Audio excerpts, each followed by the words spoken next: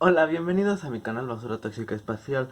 Hoy en esta ocasión quisiera hablarles sobre uno de mis más grandes amores, que es el cine de terror, y no pues solo el cine de terror, sino particularmente el género del slasher. Este subgénero del terror ahorita vamos a ver qué es y vamos a ver su historia.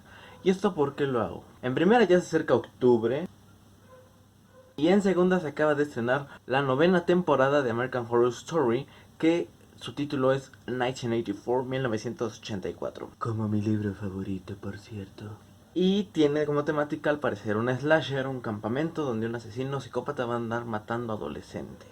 Pero vamos a ver cómo se desarrolla, porque como en todas las temporadas de American Horror Story, los primeros capítulos llevan la temática que dicen y ya después nada más es un pretexto para andar chusqueando y joteando. Vamos a ver la historia del slasher, las varias etapas que ha tenido este subgénero del terror, hasta llegar a la década actual, que es la etapa en la que American Horror Story 1984 se encuentra. Así que, si no sabes cuál es el género del slasher, te invito a que te quedes ver este video hasta el final. Seguro encontrarás más de una que ya hayas visto. Así que vamos allá y veamos la historia del slasher, no sin antes recordarles que se suscriban y que compartan este video con todos sus amiguitos. Vamos allá.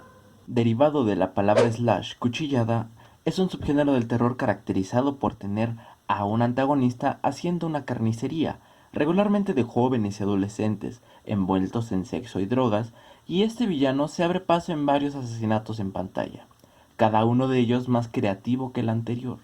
Al momento podemos decir que hay 5 épocas del slasher. Las películas en cada era tienen características propias y estilos en común. Todo esto no está tan marcado. No es que cada característica que se diga está limitada a la época que se mencione. Hay excepciones de cintas que aunque pertenecen a una década, sus características las sitúan en otra. Asimismo, existen constantes que son fórmulas o características que pasan en diferentes décadas. Así pues vamos al principio y volvamos a 1960, con la magna obra del maestro del suspenso Alfred Hitchcock, que es Psicosis. Es la era del proto-slasher, todo lo anterior a los años 80. En esta era están las cintas Psicosis, Peeping Tom, Dementia 13, The Texas Chainsaw Massacre, Black Christmas, The Town That Dreamed Sundown, entre muchísimas otras. En esta época se sentaron las bases para definir el género, además que aquí se encuentran muchas influencias que formaron el slasher, ya sea en el giallo italiano o en el krimi alemán. Aunque en los años 70 se estrenaron cintas ya completamente definidas como slasher, fue hasta que llegó el gran John Carpenter a inaugurar el género oficialmente. Llegó la época dorada, los años 80. Esta incluye filmes como, aunque es del 78, Halloween, When a Stranger Calls, que aunque es del 79 también entra en la época dorada, Friday the 13th, Prom Night, Terror Train, New Year's Evil, My Bloody Valentine, The Burning, Happy Birthday to Me, House of Sorority Row, Sleepaway Camp, Silent Night Deadly Night, Nightmare on Elm Street, April Fool's Day y Child's Play, entre muchísimas otras. Simplemente hasta 1984 se hicieron alrededor de 100 cintas similares a las de Carpenter. Aquí queda al 100% definida la cultura del slasher. Se crearon míticas sagas de innumerables secuelas. Se hicieron películas para prácticamente todas las festividades del calendario. Además que en la época de Reagan sirvió como propaganda subliminal para los conservadores, pero esa historia se abordará en un video único sobre la época de oro. Sin embargo, a partir del 85, a pesar de grandes títulos tanto míticos como poco conocidos, el género quedó estancado en el confort del video y producción en serie de estas películas con varias secuelas, hasta que llegaron los años 90. La época de plata, con películas como Wes Craven's New Nightmare, Scream, I Know What You Did Last Summer, Halloween Age 20, Urban Legend, Valentine y Freddy contra Jason. Estas dos de la siguiente década, pero entran todavía en época de plata. En los malditos 90 había que reinventarse o morir. Algunas sagas lo lograron muy bien. otras por su parte no tanto. Asimismo, Wes Craven, otro grande del cine de terror, llegó a sacudir el género con una metanarrativa en Scream, un homenaje parodia al género hasta ese momento, la cual lideró otra gama de títulos que se dieron hasta el fin del siglo. Cuando entró el nuevo milenio, llegó la época del remake, los años 2000, con películas como Halloween, Friday the 13th, Prom Night, Train, My Bloody Valentine, Nightmare on Elm Street, April Fool's Day, House of Sorority Rose, When a Stranger Calls, aunque en esta década hubo nuevas propuestas.